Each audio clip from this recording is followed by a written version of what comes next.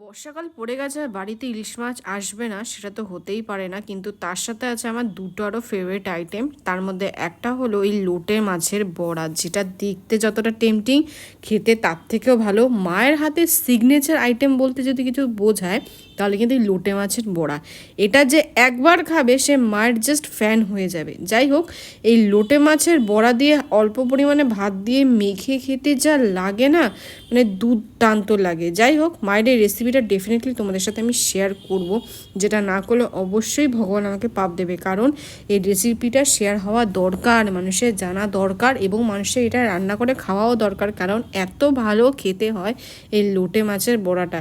এমনি শুকনো ভাত দিয়ে খাও কিংবা এমনি কামড় দিয়ে খেয়ে নাও, দুর্দান্ত হয় খেতে, জাস্ট অসাধারণ।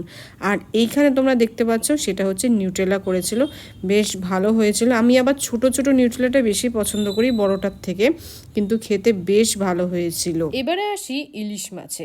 ইলিশ মাছের অন্যান্য পদের থেকে আমার ইলিশ মাছ ভাজা তেল দিয়ে ভাত খেতে সবচেয়ে বেশি ভালো লাগে। ইলিশ মাছের সাথে কিন্তু আমাদের বাড়িতে হয়েছিল ভাপা ইলিশ, যদিও আমি ভাপা ইলিশটা খুব একটা পছন্দ করি না, তাই আমি খাইনি। ইলিশ মাছ ভাজা সঙ্গে অল্প তেল নুন দিয়ে মেখে এই মাছ মুখে দিয়ে খেতে আমার ভীষণ ভালো লাগে। তথাকথিত অন্যান্য আরও অনেক পদ থাকলেও ইলিশ মাছ ভাজা আমার বরাবরই কিন্তু খুব প্রিয়।